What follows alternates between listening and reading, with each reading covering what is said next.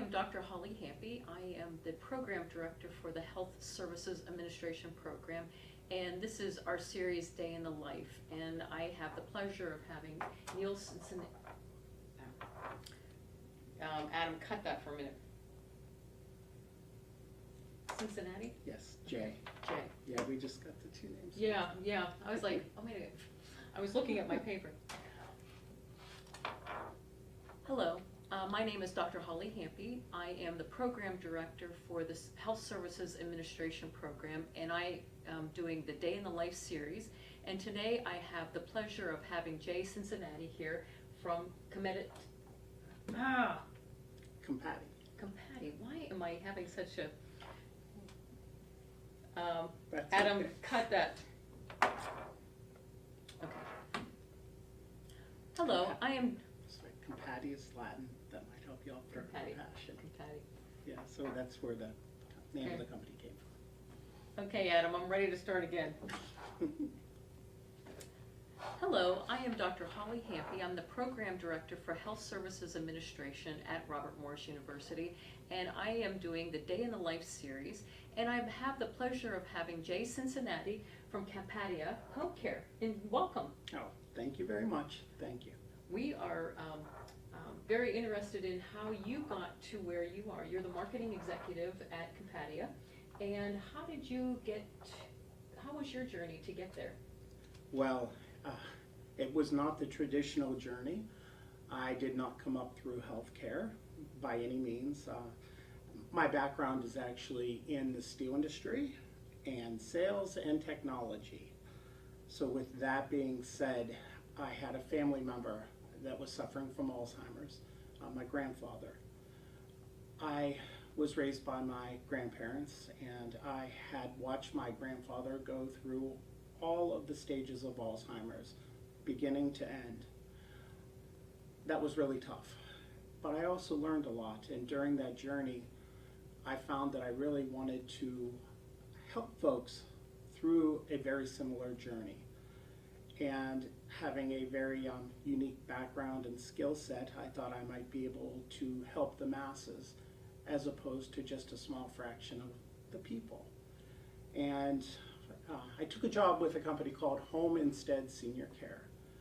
So over the past 5 years, I learned exactly what the industry was about, and the industry is the home care industry. It's a non-medical home health company.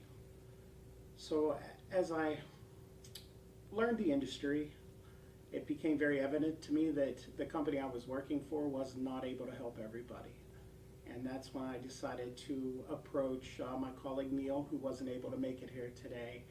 And we discussed a partnership and how we would be able to reach more people ultimately, and you'll hear me say it over and over again, help more people. Now, Jay, as far as your education, can you tell us what type of education you have to be in the marketing executive position? Sure. So growing up, I can go clear back to grade school. I used to sell magic kits when I was in grade school, and from magic kits to greeting cards. From there, I became a driver for a food company, again, while I was still in high school. And as a lot of us have done, worked in the restaurant industry, serving people. I love people. And I found that I love sales as well, and I had a very unique talent for being able to speak to a lot of different people in a lot of different walks of life. So as my education progressed through high school, I attended Slippery Rock University for my undergraduate, and while I was there, I also had several graduate level courses. While I did not finish my graduate degree, I accepted a position with my uncle. My uncle had actually said, Jay, I want you to come work for me. I know you want to finish school, but I think you can make a difference with our company. My uncle he's the owner of a steel company, and that seemed to be really exciting at the time. So as far as my education goes, that was cut a little short to learn the life of somebody that works in the steel industry. But in Compati Home Care, Can you tell us about like what the mission and vision of that organization is? Sure. I, you'll hear myself repeat, and I do apologize, but our vision, again, is to help as many people as we're possibly able to help, whether it be people with affluence or people that rely on the state, for their day-to-day healthcare needs. And what we look for, what I always like to say is, as long as I have the best interest, or Compati has the best interest of our clients and patients at heart, we can never go wrong. What is the organizational structure at Compati? The organizational structure, that's a great question. Basically, everybody wears all hats. It's pretty much a coined phrase, but we have 4 owners. From those 4 owners, we've designated roles for each of the owners. We have a president, a vice president, a general manager, and an executive marketer, which would be me. Under that, we have field managers, and from there we have caregivers, and then we also have office support staff. So what type of services does Compati do? Compati offers non-medical in-home care. Those are health-related services, as it states, that are non-medical. We offer services ranging from transportation to and from appointments, errand running, to personal care services such as help with the ADLs of life or the IADLs, eating, grooming, bathing, safety, supervision. We also can provide help with laundry, linens, anything that you would do as a son or daughter, as a family member, to help a loved one stay in place at home. Or what we like to say is most people don't want to go to a nursing home, so we do our best to keep people in their home. How do you market your services? Really from a grassroots perspective. Currently, we are not marketing to the masses. We are marketing on the individual community level. We're kind of embedding ourselves within each community, from churches to libraries to schools, hospitals, nursing homes, rehabs. The owners personally go out and talk to the C-level executives for these different healthcare buildings. We call them referral sources, or another term would be RPNs. So we do that. Again, the owners do that. We go out, talk to everybody. We talk about our mission and how we're able to help everybody. So you mentioned talking to the CEOs and high-level people at the hospital. What type of communication do you have with them? Basically, we sit down and we talk to them about what's known as the new Medicare bundling rules and how we're able to prevent readmissions with the use of our services. The healthcare industry was kind of turned upside down with the new Medicare regulations. There is something called MCOs, managed care organizations, that are now overseeing the state Medicare waiver programs. And we tie all that into how we can help reduce readmissions. I can get into the bundling process, but we could sit here for hours talking that's about true. that. Now with the bundling process, it's more of a partnership with the hospitals and you being a partner with them to help prevent the readmission rates, which could penalize them from the government's perspective. Sure, they're actually financially penalized by Medicare. Now, home health care is unique. It sits outside of the bundle. If you can imagine a circle. Within the circle, and the circle is the bundle, you have a hospital, a SNF, which is a rehab. Then you have assisted living, you have doctors, you have home health care agencies, and you have hospice agencies. All of these different healthcare entities take a piece of the bundle when it comes to the Medicare payment. Now, if the patient does not readmit within X amount of days, their reimbursement rate is higher. So where we come in, we don't touch or take a piece of that reimbursement rate, which keeps everybody happy. Being a non-medical company, traditional insurances such as Medicare do not pay for our services. They are typically covered under private pay, or what's known as private duty.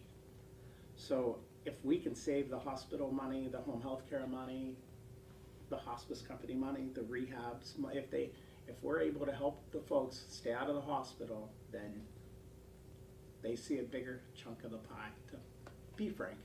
Do you think that there will be Medicare changes in the future to cover this type of service? We really hope so. Medicare Advantra with another insurance right now is exploring, I believe it's 35 hours a week, and that's how our industry measures a client, by the number of hours per week or per day that they have service for. So I do see that changing, just not really sure how far down the road that would be. There are several things that we can do to help prevent readmissions, from medication management to safety and supervision with wells. Now, with the money that's saved, no, the money's coming from the family's pocket, does or they comes from a private insurance company. So is there, the families, they're able to afford this type of service?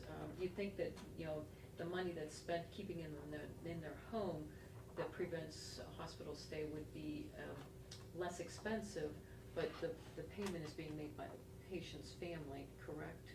That's correct, but actually to expand on that, it is a bit confusing. If you meet certain income requirements for what's known as Medicaid as opposed to Medicare, there are waiver programs available for you to where the state will pay us, the home care company, to keep you at home as opposed to residing in a nursing home, and that's all due to cost. It's better, well, on a health-wise, it's better to stay at home, but it's also financially beneficial to the state and the different insurance companies. So that's one way that our services are covered, would be through Medicaid. Long-term care insurance will also pay for our services. VA benefits, veterans in certain circumstances are covered, and there are some grants that are able to help out financially. Now, I know with home care, if the nurse is going into the home, they have to meet a homebound requirement where the patient's not able to get out of their house. Is it the same requirement with your services too? No, not at all. Being that our services are not typically paid for by Medicare, Medicaid, we're not bound by the same rules. So a person does not need to be homebound. It can be as simple as somebody needing help with laundry, linens, and meal prep due to arthritis, to where this person can still get out and drive and enjoy life to their fullest. Now, I was just listening to the news yesterday, and they were talking about the shortage of healthcare workers, be it nurses, be it home aides, be it nursing assistants. Have you had any problems recruiting staff? Yes. In our industry, in the home care industry, that is our #1 challenge. It is hard to find healthcare workers that are willing to go above and beyond and meet the needs of our clients. It is absolutely imperative that we have quality people. Our foundation, or what we like to say, the gas that makes our industry run, is the actual caregiver. We would not have a company without professional caregivers. We don't really refer to our folks as aides, we refer to them as professionals. And again, that's the biggest challenge. If I could tell you, my mind's in 50 million places today, because that's my #1 concern today. I have several shifts that need staffed, several referrals that need staffed, and we have a caregiver shortage, which is ongoing in the industry. You are not alone in that problem. Now, as far as competition in the area, are there other companies that provide the same type of service? There are. 10 years ago, there were not. Today, there are roughly 600 competitors. I would say there are roughly 20 that would be in the same category that we are. And then you have another 1,000 plus, what we like to say, black market or off the street folks that typically are not bonded, licensed, and insured through the state of Pennsylvania. They're more or less under the table. So we compete against all of those folks. And all of those folks are trying to get staff, so it's like a lot of moving parts. There are a ton of moving parts between the background checks that are done, the interview process, the training process, and everybody vying for the same pool of candidates. There are times where it comes down to pay, which could be as little as 10 cents or 25 cents more an hour for the folks. I have learned though, pay for these people, for our professional caregivers, our best aides, pay is not the number one motivating factor for them. Typically the number one motivating factor is they are able to have a flexible schedule. Along with a flexible schedule, they really covet training and the ability to come to the C-level management staff and express their feelings. And communication is definitely important. It is very much so. We like to say communication plus education equals consistency. That's And in our industry, consistency is the number one goal. If we're consistent, we will succeed, whether it's in communication, education, and then that filters down to actually consistency within the shifts for our caregivers. Now, Jane, what's a typical day as a marketing executive? That's a trick question. So when we started the business, I was pounding on doors, knocking on doors, doing what a typical business development person would do, or a typical salesperson. I was out beating the street, branding the company, branding the name Compati. Nobody had heard of the name Compati, and they had heard of, let's just say, these 100 other companies. So I would go out and differentiate ourselves and tell them why we're better. That would have been about my first 2 to 3 months, and then everything changed. We have a great model. People saw that we really genuinely wanted to help and we cared. And all of a sudden the business and the referrals and the patients came in, and then we have clients. So now I shift to trying to recruit quality, educated caregivers to staff our client shifts that we have. And then also running the business from the business perspective, at the plus and minuses, the dollars, profits and losses, and making payroll in this industry. Typically you need to have deep pockets or a line of credit that will help you get through the humps. And by the humps, I mean reimbursements from Medicaid, reimbursements from the VA. Something I would like to say is, again, it's important to help people. What we've done from a veteran standpoint is we are fronting the cost of care for anybody that is a veteran and qualifies for veterans benefits. Again, we wouldn't be here if it weren't for our veterans today, and I say this because one of our co-owners is a veteran. And again, I really wish he was here with us today. You mentioned your differentiators. What would your differentiators be? Oh, this is the best part. It's something I love about being the owner of a company. I don't have set pricing. I do not have minimums. I am out to help as many people as we can, and of course while we stay in business. So those are the two biggest differentiators. We don't have minimums, and I do not have set pricing. I can't name a single competitor that will not tell you I need to have our aides come out for a minimum of 4 hours in a day, or a minimum of 3 hours in a day. Not everybody can afford that amount of care, nor do they need that amount of care. So.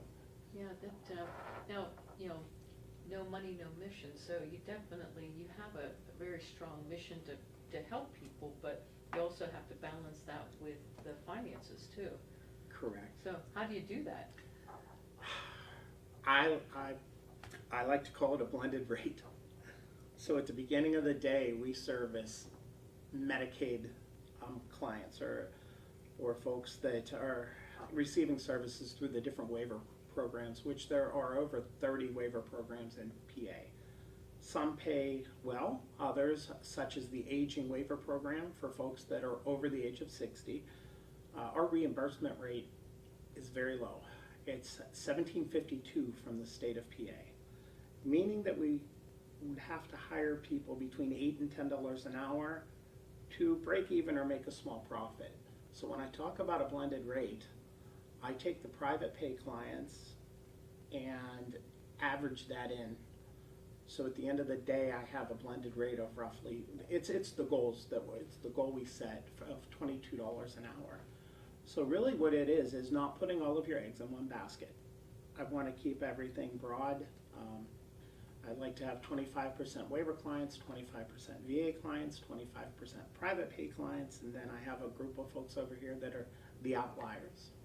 Yeah, it's definitely, you could not run it if you had all Medicaid clients, because Medicaid doesn't provide the reimbursement that you need. Correct. Well, coming to Medicaid clients, and it's something I really hope the state comes to realize, the quality of care for a Medicaid client is far below the quality of care received by somebody that's actually able to private pay. It's just, I hate it, but it's the fact of life. If I have a caregiver making $8 to $10 an hour, she's likely not as qualified, or he is not as qualified as a person that has gone for their CNA or might be a retired nurse or a social worker. Just based on their education and their degrees, they can command a higher dollar.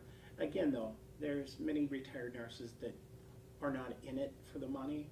They're in it because they want to help people, or maybe they live alone and they're looking for companionship themselves. So it is very challenging to keep the business afloat and maintain a positive cash flow. So what do you enjoy most about your day or your responsibilities? I love business, I have to be honest, and I love people. So there's not too much during my day that I do not like. I'll just start with what I don't like. What I don't like is whenever I have caregivers call off or they don't show up for shifts. Aside from that, I really do like everything. I can say I truly enjoy meeting with families. I personally am very hands-on.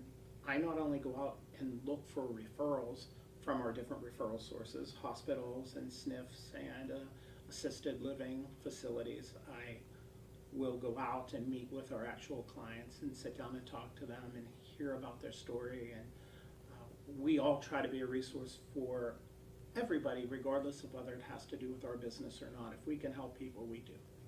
Now, you mentioned the 4 owners, so it's a for-profit organization. Do you have a board of directors, or are the 4 owners the directors? We do have a board of directors, and the 4 owners are the board of directors. We usually have quarterly meetings to where we'll sit down and go over the state of the union, for lack of a better term. We also have monthly meetings, basically monthly owner meetings, but since we are incorporated, we do have a board of directors. Now, what are you looking for in, these are students that may be undergrad, graduate, and they're looking to pursue healthcare administration.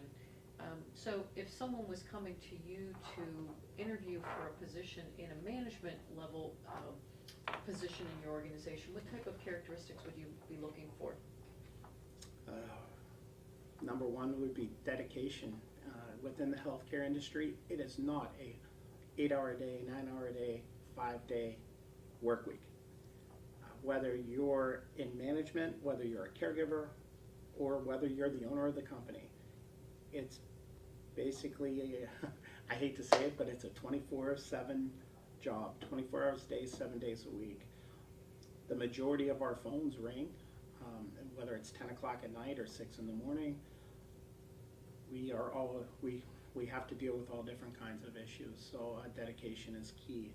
You need to be very dedicated. The second would be you need to be able to build a rapport with a wide variety of folks from very different walks of life. Again, we'll touch back to you know, we have our folks that aren't able to afford service, and we'll go into some homes to help people to where we see the need for much more basic needs, such as food or electric, or they can't pay their bills. So we're all dedicated to helping those people get the services they need, even if it's electric. To, again, being able to interact with somebody at a C level of a hospital. So you need to be able to sell yourself in that fashion as well. At least for a smaller company such as ours, and we are growing. We're approximately $10 million right now, a $10 million company, which I think is pretty good for where we started. Everybody plays a role. We all wear different hats. Everybody needs to be able to pick up the phone and interact with anybody on any level. Again, whether it's from the C-level executive to somebody in a home that calls because they don't have electric or they couldn't get out to get their bread and milk for the day. I think what we found with the interviews is, you know, passion does make the job easier, and many people have expressed that you have to like what you're doing in order to continue to do it on a day-to-day basis. So, and you mentioned that you got the passion whenever you had a family member that was undergoing health issues. That's so true, Holly. So I've always been business and money motivated and money driven. I've been in sales my whole life, and everything I did was based on outcomes, numbers, and meeting quotas. While I love business, I love the thrill of closing a deal, it definitely is not the end-all be-all. If you can take that and you add on the ability to actually help somebody make a difference in their life, make a change, it's so much more rewarding and fulfilling. So what's the future look like for Compati as far as, is there any changes that you're going to be making or additional services that you're going to be providing? Well, we are always looking to change, and when I say change, I mean we are always looking to better ourselves. Something I've always lived by is we can always learn, no matter what age we are, no matter how smart we think we are, we can still learn and grow as a person. And with regard to that, I'm constantly learning. I'm reading, I watch documentaries, and from that I also talk with colleagues and mentors. We want to better ourselves at every possible moment. What the future looks like for Compati is we are currently looking into opening a home healthcare company along with a hospice arm. I shouldn't say company, but a home health arm and a hospice arm, which will be quite exciting as well. Great. In closing, Jay, is there any final things you'd like to tell the students? Oh, just you said it, Holly, and I wanted to restate it. If you have a passion and healthcare is your passion, you will love what you do. I work 7 days a week, but I'm happy, and I'm happy because I love what I do, and I've kind of worked in many different markets, industries, and I really have found a home in healthcare, so I hope you do too. Well, Jay, I wish you and the company much good fortune in the future and continue to have that passion to help people. And I appreciate your time in watching this, and we'll be meeting again in another Day in the Life interview. Thank you. Thank you. Good job. Good job. Thank you. Let me just go tell Adam to, I think he can hear me remotely, but I'm not sure. Tell him that I screwed up 2 times.